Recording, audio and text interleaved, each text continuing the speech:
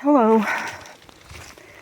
I am back on trail after a 0 at the main roadhouse. The breakfasts there were to die for. They were bed and breakfast quality, in my opinion. This morning we had blueberry lemon French toast bake. We had scrambled eggs with all kinds of mushrooms and spinach and onions in it, hash brown patties, bacon, and watermelon. Yesterday we had banana bread pancakes, and they had nuts and bananas and whipped cream to go on top of them. We had scrambled eggs and this really awesome hash brown casserole and sausage links and watermelon. I very much enjoyed those breakfasts. I caught a cold yesterday. My nose just started feeling scratchy and started running. It's just dripping. I don't think it's allergies. It could be allergies, but the sum total is that I don't feel well today. I did not rest well at the hostel. Last night, I rudely asked Let It Be to turn off his light in his bunk. The night before, he had left the light on in his bunk so he could see his way to his bunk. And he had no idea how bright it was in my bunk. It was a design flaw in the cubicle because it had space at the top. So at my head, anyone in that bunk, if they turned their light on, it would shine down in my bunk. And if anyone was to my side on the next row and had their light on, it would shine into my bunk. So there were very bright lights. It was not his fault. He didn't know. So the night before, I didn't sleep well. I waited till he came in and turned it off. And then last night, he left it on. I turned it off because I knew he'd be coming in late. And then he turned it back on when he got in. And I sort of blew and rudely asked him to turn the light off. Wasn't feeling well. It was the second night in a row I hadn't slept well. And again, it was not his fault. So I apologized to him this morning. See, I'm not super extraordinaire numero uno Christian. I'm a mere mortal, and, I don't always handle things right. I am in a bad mood. I don't say things right. I blow sometimes, and anyway, I felt really bad about it. But he accepted my apology, and hopefully we can move on. I left on the 8 o'clock shuttle. He is leaving on the 9 o'clock shuttle. My pack is so heavy. I have 6 days of food. My legs feel weak, and I'm just so tired. And I feel like I am holding him back and cramping his style. And he's been very patient, but I want him to enjoy his hike. I don't want him to, have me run his hike because he has to do lower miles or hike slower or whatever, or carry more food because of me. And so anyway, I'm wanting to quit today. I'm just done. I'm so tired. I'm tired that my legs won't cooperate, and they just feel weak. And I'm just tired. I'm ready to be done. So I made out a tentative schedule. He likes to go day by day. It's just a different style. We're all different. And it's just, it takes compromise. So far, I think we've done okay. Anyway, I made an itinerary. And today was to be 13.5, but I don't know if I can do it. Can't remember if I've already said this, but I'm carrying 6 days of food, and it is so heavy I could hardly close my pack. But my next box is in Andover, and that's about 68 miles away to East Bee Hill Road. So, unless I can really pump up the miles, I'm going to be out here that long. And I'm going to be carrying 6 days of food regardless, so I'm just not feeling very positive today. I don't feel well physically. It's just a cold or a runny nose or whatever it is, but I just feel tired. So, I am not strong. The Lord is my strength. And He has proven that to me over and over and over.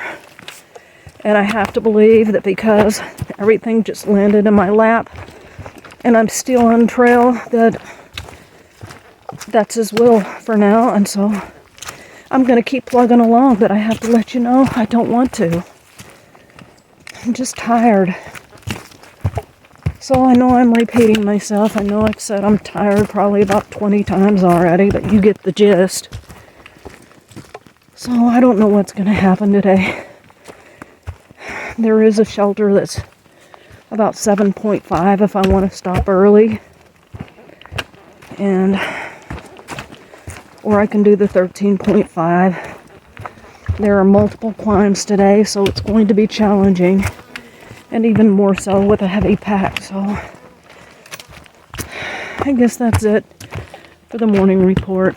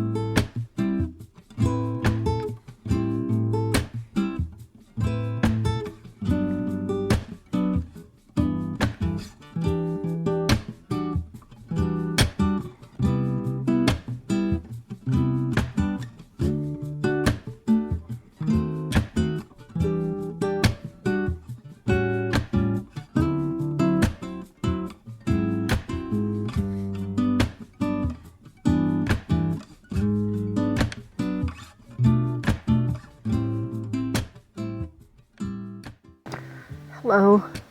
My nose has been running like a faucet today. I've been so miserable. I did start feeling a little bit better than I did when I did the morning report. Today was just a tough climb, especially with the heaviness of 6 days worth of food. But man, I think I'm really gonna need it. I only did 7.5 today. Let it be, ended up leaving at around noon, and we had amended our plans to stop at this campsite. It seems to be a really nice little campsite so far. I'm the only one here.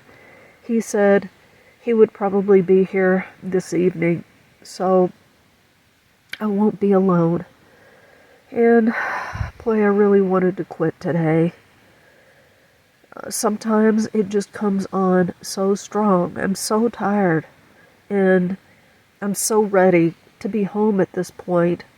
It's not that I'm not having enjoyable moments out here. It's hard being out here with a backpack in a tent, being all dirty, eating trail food. totally sick of my trail food. I have been supplementing my trail food with snacks that I can purchase in towns. The main roadhouse had resupply at their hostel, as did Shaw's.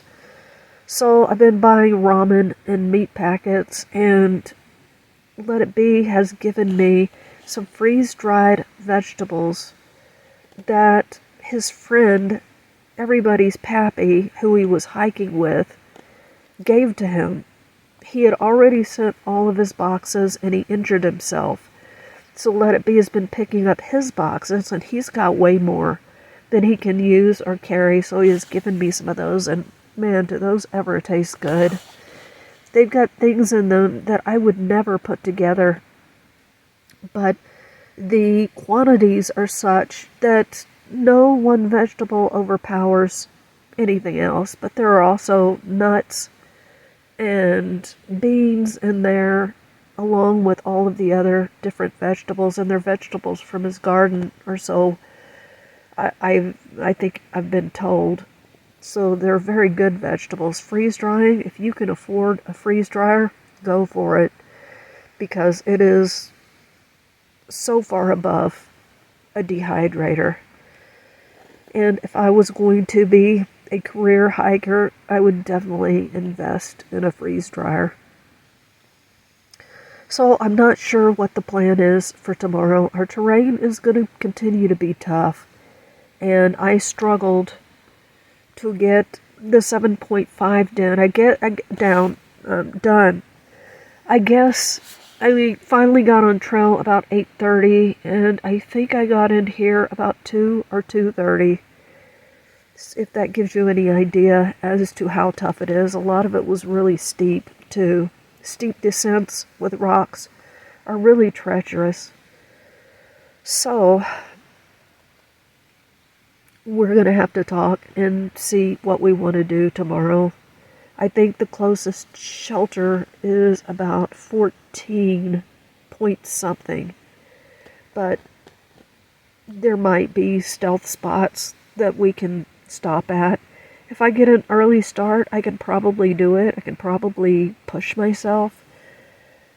But if I feel as bad as I did today, it's going to be really hard. And quite frankly, I'm really tired of pushing myself to the limit.